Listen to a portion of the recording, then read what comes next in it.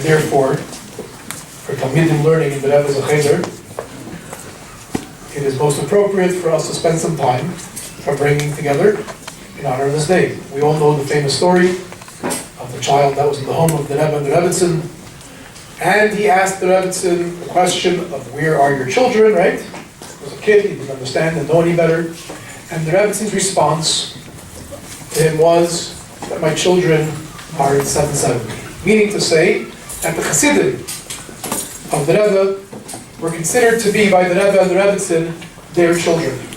And on a day that is so important in a family, a day of a Yartzeit, certainly the children, us, Talmidim learning the Rebbe's Cheder, should spend some time together for bringing, hearing about the Rebbetzin, learning from her life, and applying lessons to our lives. We have with us a guest, familiar to most of you, was taken from his busy schedule. He needs to be out of here at a certain time, and therefore I ask you to give your utmost deference and respect so that we can utilize the time that we have together with him in the best way possible. Please give your deference and your attention to Rabbi Duchman.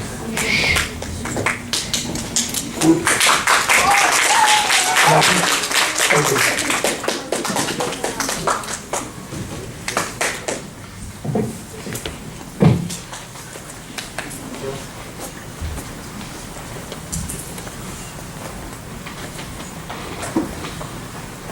When the first Rebbetzin, or the first mother of Bnei Yisrael passed away,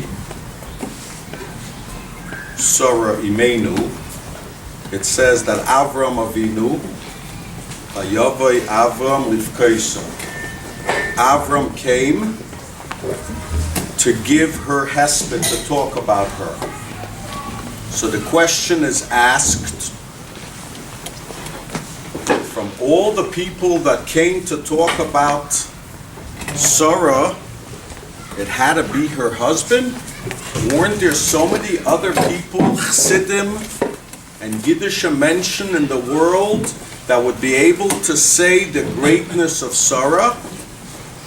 So the answer is, nobody but nobody was able to properly say the right things about Sarah, because nobody knew Sarah as well as her husband Avram Avinu. And the same thing is with our Rebbetzin Chaya Mushka, whose Yartzeit is today. And we know that nobody really spoke about the Rebbetzin till after her passing. And then and only then, our Rebbe spoke about her greatness on many occasions, especially during dollars when different people would come to express how impressed and how sad it was that the Rebbetzin wasn't there. So in no way, shape, or form am I the right person to come and tell you how great the Rebbetzin was. But as a simple chassid and a simple yid who had the chance to interact with her on one occasion and has seen her dozens and dozens of times, I will take a few minutes to try to impress upon you why it's so special that today is a day that we think about the Rebbetzin. So first of all, two simple questions. What was so great about the Rebbetzin that everybody spoke about the Rebbetzin? The chief librarian in New York City, the police officer, the fireman, the housekeeper, the doctors, the nurses, the Chassidim, whoever you speak who met the Rebbetzin, they will tell you that she was so royal and special. And question number two is, why is it so important to me and you on Wednesday morning in Los Angeles, California? So let me try to take the next few minutes and tell you why it's so important. First and foremost, a personal experience.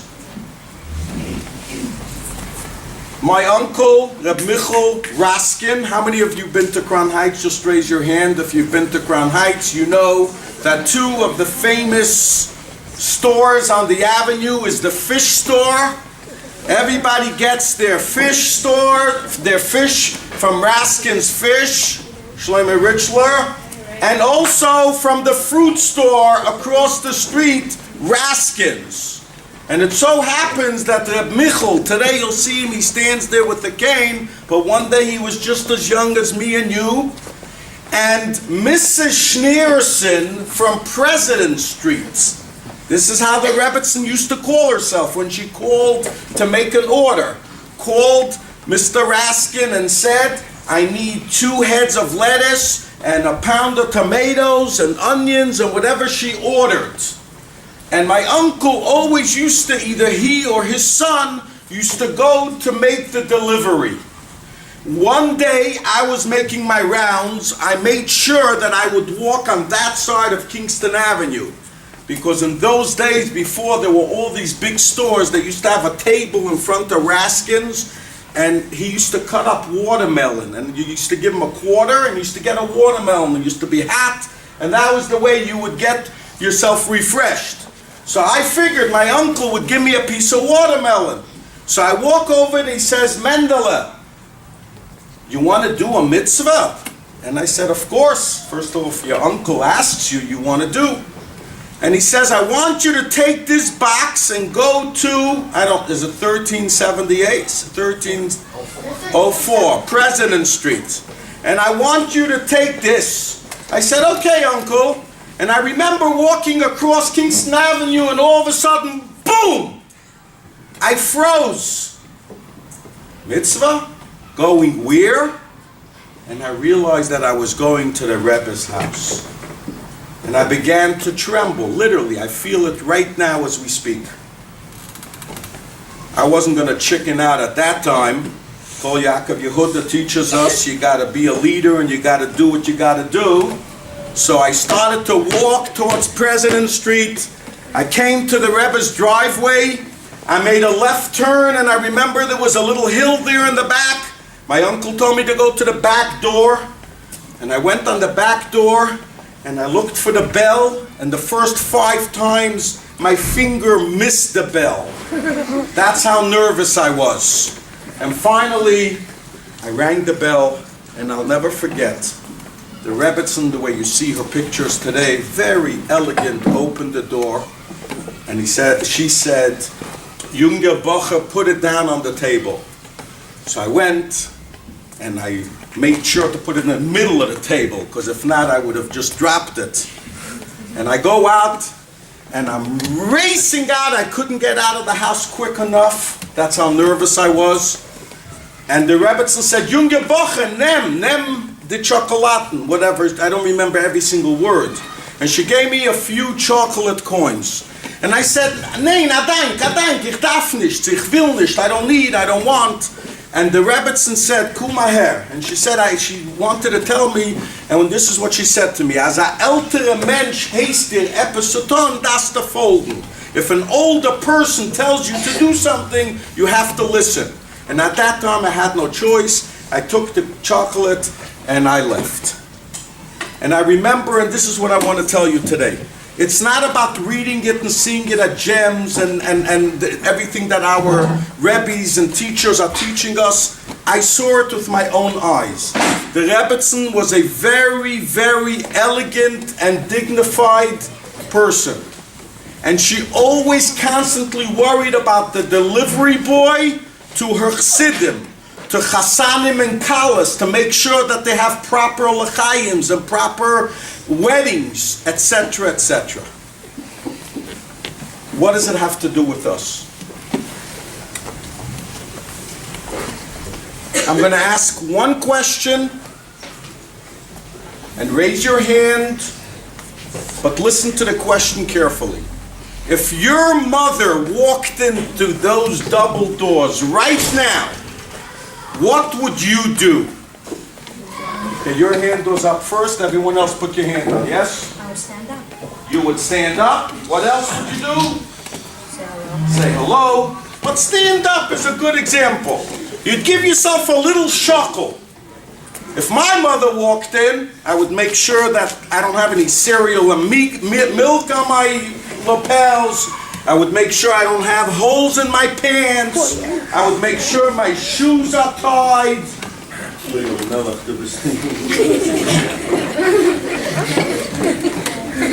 I would give sich a shuckle. And this is what our mother, the Rebbetzin, has to do to us.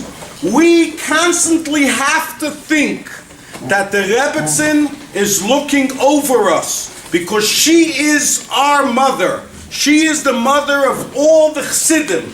Like Rabbi Greenbaum mentioned when a child once walked in to the Rebbe's house, Wuzan and the Kinder, and she said, my kids are in 770. And also when the Rebbetzin passed away and they informed the Rebbe, what was the Rebbe's response? Mit darf losen wissen die Kinder die Shluchim. That's what the Rebbe said the first thing.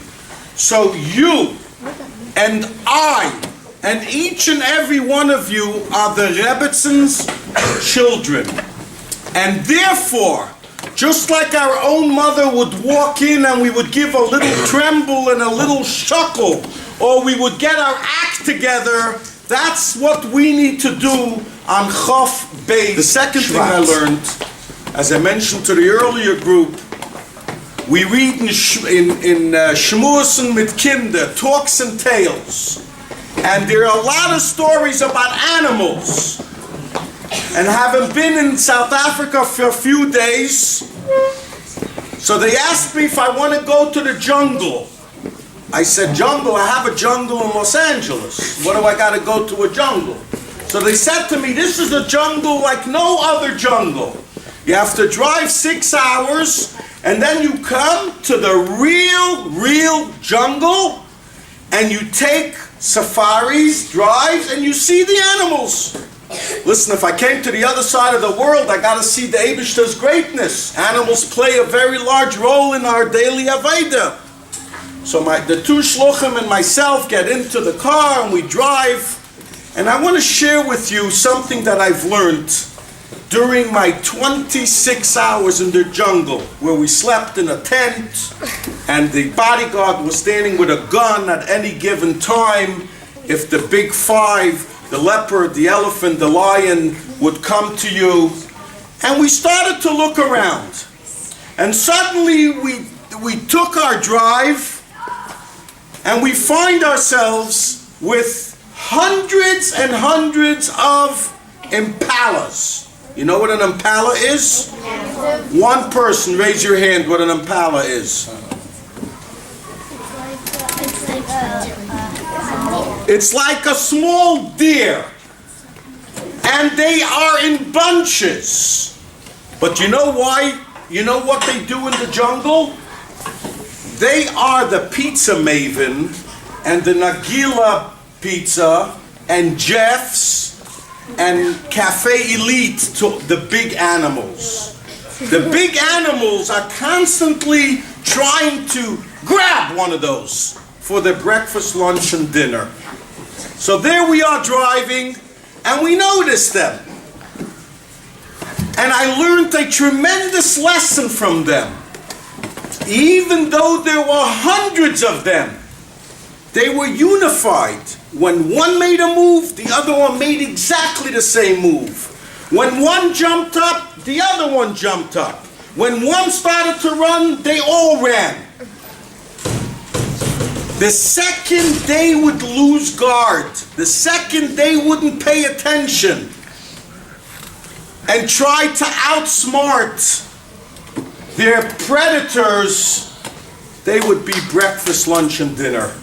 In fact, at one stage, we got off the big truck and we stepped off the truck and the impalas were there and we started to walk just a little closer, and right in front of us, a lion jumped out. Not in a cage, a real lion. And we realized we just missed what's called a kill. We just missed, this lion was looking to grab these impalas for his breakfast, lunch, and dinner. And we spoiled it, and thank God he didn't use us instead. He just ran away because they get frightened when they see you. What am I trying to say to you? The reason why we have to think the Rebbetzin and we have to watch out for Chof Beis Shevat, because this is what this world is all about. The minute we put our guard down, the minute we stop doing Torah and mitzvahs, boom! The world grabs a hold of you. The Averas come in.